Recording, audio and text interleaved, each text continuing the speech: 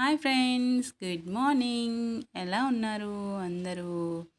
ఏంటి మళ్ళీ ఏం వీడియోతో వచ్చానా అని అనుకుంటున్నారా? ఏం లేదు ఫ్రెండ్స్, బీరకాయలు అయితే ఫ్రెష్గా ఎక్కడ పడితే అక్కడ కనిపిస్తున్నాయి. కానీ వీళ్ళు కూర చేస్తే ఒక్కళ్ళు తినడం లేదని చట్నీ చేద్దామని బీరకాయ చట్నీ ఇవాళ వీడియో అనమాట. ఇంకోటి ఫ్రెండ్స్, బీరకాయ ముక్కలు ముందుగానే ఉడకబెట్టుకున్నాను, పక్కన పెట్టేశాను. అందులోకి నేనేం చేస్తానంటే ఈ చింతపండుని అందులో వేసేసి నానబెడతాను అనమాట. తర్వాత ఉల్లిపాయలు ఎల్లుల్లిపాయలు పక్కన పెట్టేసి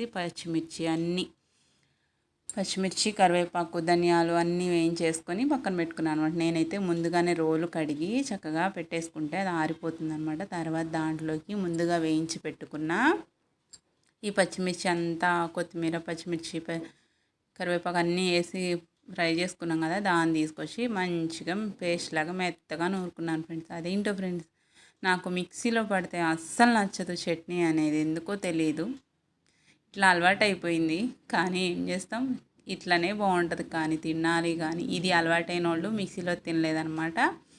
తర్వాత ఇట్లా చింతపండు వేసుకొని నూరేసుకొని చక్కగా కొంచెం పసుపు ఉప్పు తగినంత వేసేసుకొని తర్వాత వెల్లుల్లిపాయ రెబ్బలు అందులోకి ఇంకా చింతపండు అన్నీ వేసేసి కచ్చాపచ్చాగా దంచేసుకోవాలన్నమాట. లాస్ట్లో ఏం చేయాలంటే ఇదంతా ఓ పక్కగా పెట్టేసుకొని నూరిన తర్వాత ఇవి బీరకాయ ముక్కలు కూడా మెత్తగా రుబ్బుకోవాలన్నమాట. మన ఓపిక ఫ్రెండ్స్, ఎంత మెత్తగా రుబ్బుకుంటే అంత బాగుంటుంది.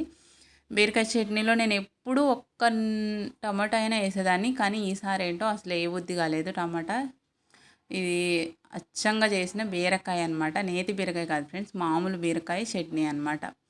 చాలా బాగుంది. తింటే నెయ్యి వేసుకొని వేడి వేడి అన్నంలో తింటే ఉంది ఫ్రెండ్స్, మస్తు ఉందన్నమాట. కొంచెం చట్నీలో మంట ఎక్కువ అయింది అనుకున్నా కానీ అస్సలు కాలేదు, కరెక్ట్గా సరిపోయింది అన్నీ.